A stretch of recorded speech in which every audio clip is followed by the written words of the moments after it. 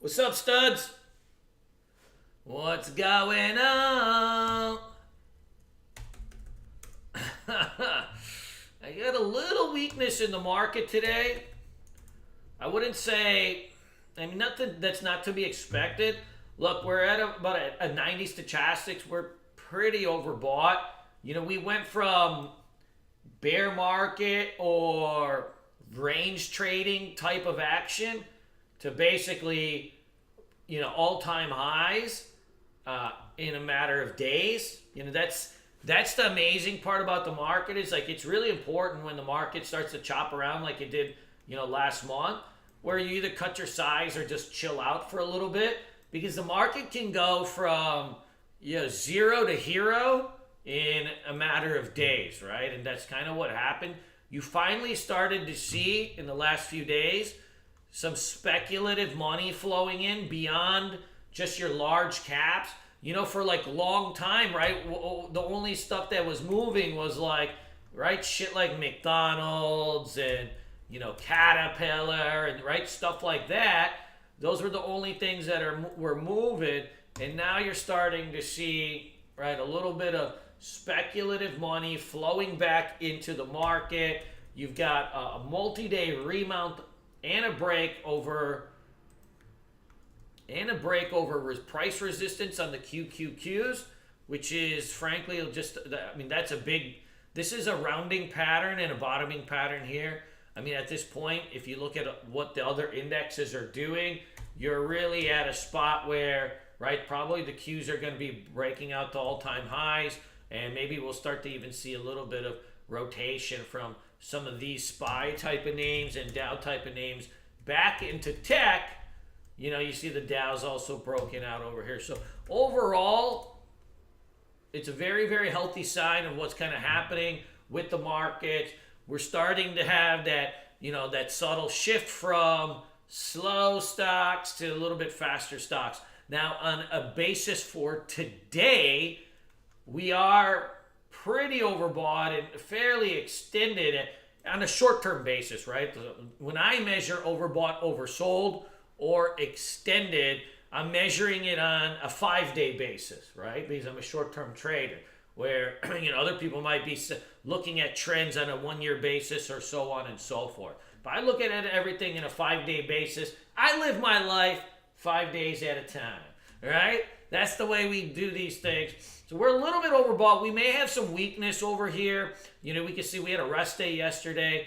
And, a little bit at some point, if you get a little bit of a snapback and maybe fill some of this gap or, right, you come back into these supports, then, you know it, Blizzy. It's like Dom Toretto. I only live my life a quarter mile at a time. Fucking Dom Toretto's a legend. So I think we might be pulled back a little bit into this zone here. That's okay. That doesn't necessarily change. That doesn't change the structure of what's happening. I think a little bit of a pullback would be nice. Like you can see here outside the upper Bollinger Band, you're getting a little bit long in the tooth. We'll have a little bit of a pullback. It's not a huge deal. In the meantime, though, even if the market's pulling back, I think we're going to get a nice run in like just some stocks. This RMO yesterday, it's gapping down a little bit, but frankly, this may, like something like this can start a run in more specky names. As you guys know, like SPACs and all this kind of stuff have been just taken apart to the woodshed. More than the woodshed, right? They've been basically all been called frauds, and they've been treated like it. So, this move on RMO yesterday, frankly, it could have been a short squeeze. We don't really know. Had 200 million shares in volume, though, which is quite a bit, and it actually moved really clean. Something like this can spark, an underlying run in some of the other names. And so that's, I think even if the market pulls back, if we get some, if this thing holds here, then we'll start to see a run in some of the other ones. We may get a little bit of a run in Excel. You can see this thing's already perk alerting, right? This thing's already perking. I think it XL electrified Apex Clean Energy pickup truck fleet, whatever that even fucking means. But whatever. RMO started with just a PR. Yesterday they had a contract. Hey, we're going, us and Peacock Motors, which nobody's ever heard of, Peacock Motors. We're having a deal. We're having a little party. RMO starts to go, the squeeze is on. XL's got a similar-isk PR. Now, we don't know if, it has any meaning behind it, but this could have a squeeze as long as it holds over the 9 EMA here. We have room into that 10-11 spot. I think that, hey, Rama, what's up, brother? I think that this one's got a good chance. Let's add XL to the list. We want to definitely play RMO if it goes red to green. Now, this one had a big run on it, so this may not go red to green today. But I think, we're going to have a chance on this. We're going to have a chance on this RMO. This SOS has got a PR out. This thing is a big gelatinous turd. I mean, it's a smelly one, too. I would not trust this thing on a gap of 30%. There's stocks that stink. There are stocks that are just overvalued. And then there are stocks like SOS, which is as smelly as they get. So I'd probably stay away from that one. Utah. Man, Utah. What the heck happened here? Utah, no volume on this thing, huh? Yeah. CBAT. See, you can't trust this one. This one's in a weird spot, too. TMDX, junk. APDN, junk. All right, so we got XL. Whoa! Before we were trading JMIA a lot, Blaze, I don't know if you remember this. This might have been before your time, but the HYLN was actually our former GOAT. HYLN was actually our former GOAT before the JMIA. So this is another play based on like kind of how XL and RMO move. This is also maybe potentially a bottoming pattern. Now this company's also been taken to the woodshed, and at some point, like you're like below the spec pricing. At some point, there's just nobody left to sell, right? At some point, there's nobody left to sell on these things. Buyers and sellers are at equilibrium. You can only go down so much. Even frauds are usually priced above $1 or $2, right? We may get a little rounding on this one. I think I like XL location better. And this one does trade a little bit more herky-jerky. And I would add this. I have this gut feeling that if the market holds up, that we're going to get a pull into a lot of these cheaper type of names. So XL, HYLN, maybe we'll play RMO for the red to green. We'll have to see how it opens up. Jewel, junk. HYMX, BB, now. BB. GameStop shares, blah. Junk. BYD, junk. Viacom, junk. Look, this Viacom's a crowded trade. Everybody and their uncle knows this thing dropped from $100 to 40, right? And so now it's cheap. Okay, so what?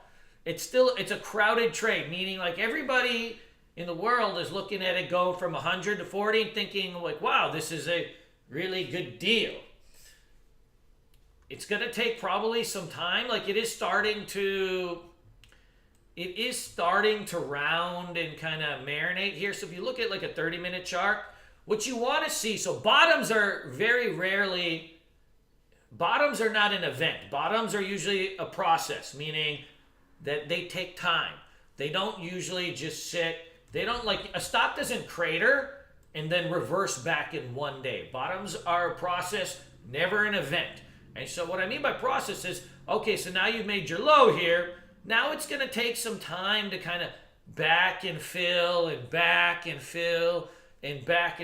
because like everybody in the world knows this thing is cheap. Well, cheap is relative, right? Like it was just $11. If even at $45, it is still up 400% from its last low. So is it cheap? It's cheap in relation to where it has been in the last 1 month, but is it cheap? No, it is not. Viscount TV stocks are turds. Now, it is holding here.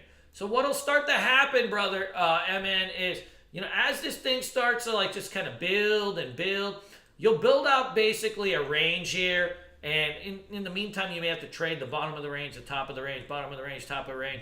By some point, this range will start to build.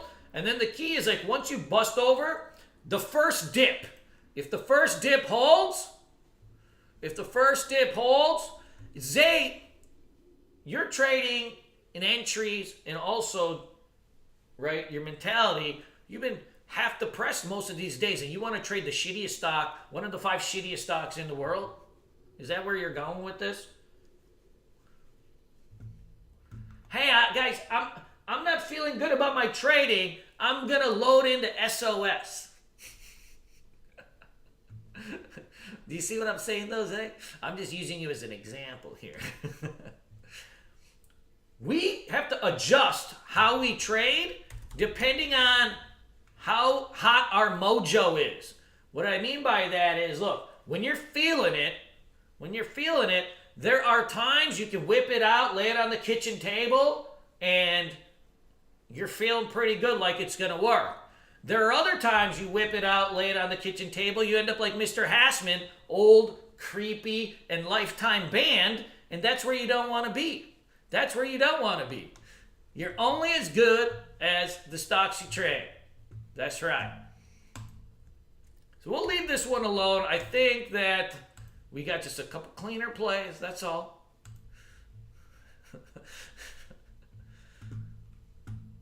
Dun, dun, dun, dun, dun. All right. Junk. All right. So let's talk about the rest of the list here.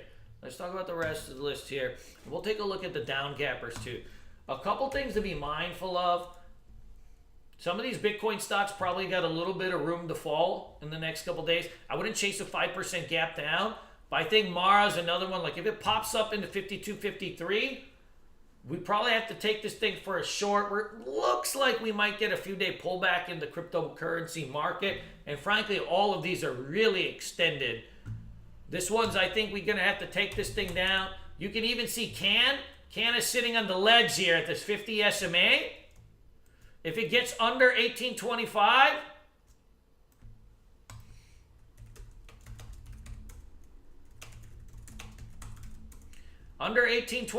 we take this thing down. All right? Under 1825, we take this thing down. It's been really having a lot of trouble, minus this like one really hot day. The action has just been awful on it, right? Awful on it. Hey, Zay, there's a time and place for you to take those kind of risks, but remember, you got to be feeling it. So this one looks okay. We'll add that for a potential short. I wouldn't be surprised to see the market go red to green today, so we'll have to be, kind of mindful of that. Hey, Donkey Kong looks okay. To me, this is a messy pattern now. Like this is when a stock gets so long into its trend, and you only get really like 5 to 6 really good pushes on a stock, right? So you got kind of, this was 1, 2, 3, 4. You only get about 5 or 6 good pushes. When you start to get your range look like this, it usually means that the stock is entering a different phase of maybe consolidation or a different phase of just life. Not everything will always be in a trending environment. So I think Donkey Kong and Penn both have a very, very similar look in that, look, Penn was $4, right? Like it had its run and you had all these really good thrusts in it, 1, 2, 3, 4, 5. You had a really good run in it. So now you're a $4 stock, you go to $140. It doesn't mean you're going to crater over and die or anything like that, but you may just be entering a new phase of consolidation. You may entering just a new phase of lack of momentum, I should say. In general, the best stocks of the last 20 years, they don't spend the whole 20 years trending. They trend for 3-4 months, then they sit around, then they trend for 3-4 months, and they sit around. So those are just kind of things to be mindful of. I think today, though, we want to be playing these batteries. I think Blink over here, Blink 182, has got a nice spot. I would keep an alert right at 44. 44 is going to be a big spot on this one. Good. Shez, you're right about that. You know what? Beam is another one I've been watching. I feel like Beam is probably a little bit better swing trader than a day trader, Monica, due to the lack of liquidity. There's most days this thing is only trading 400, 500,000 shares. So I think that one's going to be a little bit more tricky. I think we definitely go with the Peloton red to green today if the market goes. So Peloton red to green, Blink over 44. I would even roll with Tiger. You had that epic run yesterday from lows $3. This one's on watch for red to green also. Andrew, that's a very, very good list, by the way. Yeah, Shaz, it's going to take a lot. It's been taking a lot more skills than it used to. Excel, we got RMO for the red to green. Good. And then we got HYLN, the GOAT, former GOAT. This is also on watch for red to green. And frankly, I think JMIA is just back in play. You got, basically a triple bottom over here. We'll see how it reacts. These things can turn into bear flags. But so we're going to count this as a Kathy Johnson loves Beam. That's true. This could be turned into a little rounding. The range has been awesome on it both ways. This is I think this thing is back. We haven't been trading it much lately, but I think this thing is back in play for us. And I think top of the list, I know you guys don't want to hear it because we tried something a couple times yesterday. Yesterday ended up being an inside day on DMYD. Inside days, after a big news day, an inside day is the most powerful pattern that you can have.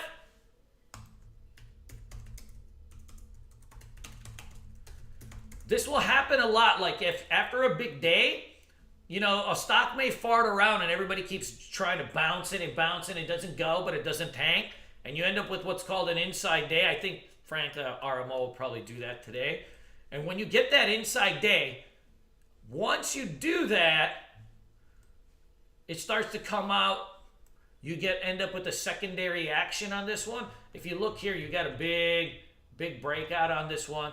They just signed some deal with the NFL. Who knows if that really even means anything. But in general, PR, inside day, third day ago. We'll go in and see. We'll see if this thing comes in hot. But I do like the overall look of it. These Chinese stocks were all pushing yesterday. IQ put an alert over 19. PDD's already fading off. It's way off its highs, but we'll watch it. We'll watch and see if this thing holds off. Not yesterday's, but 2 days ago's high. If it holds at 143, 144, we'll come in hot on it. DMYD is a stock.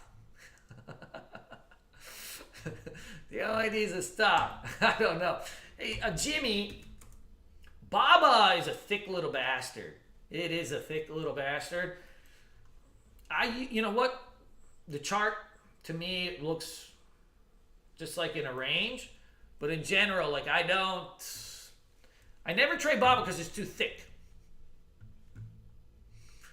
Good. What are you guys watching? You know what? CCIV had a huge push into the close yesterday. This also may have some juice on it. No, you're right. Look, I'm going to be honest with you. I don't know. I'm going to be honest with you. I just don't know.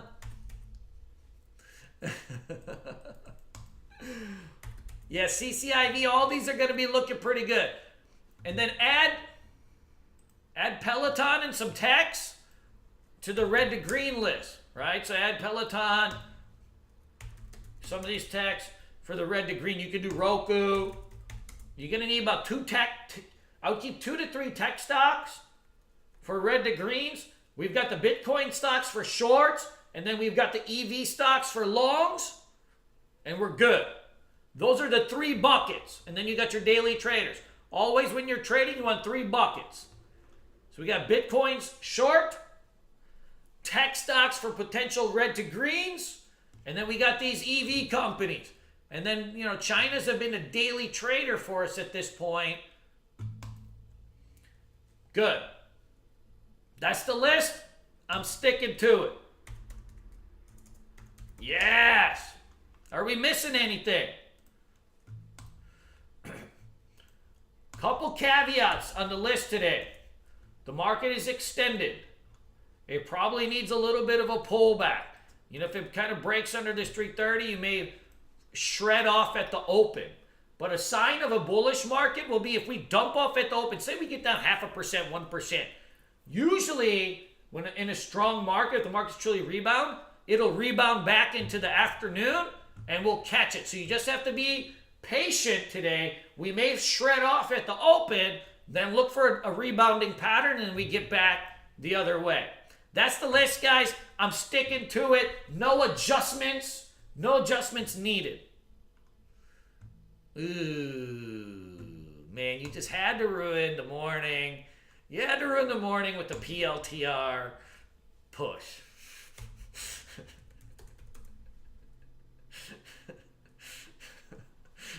You just had to do it. I just can't get a read on it. To me, it just looks like range. I know people want to love PLTR because it's cheap. That's the only reason. That's the only reason people love this thing, because it's cheap. I mean, it's a $40 billion company. You ever see, like, when they sign contracts and stuff, they're like, oh, we just signed a contract with NASA for, like, $32 million. That's the list, guys. I'm sticking to it.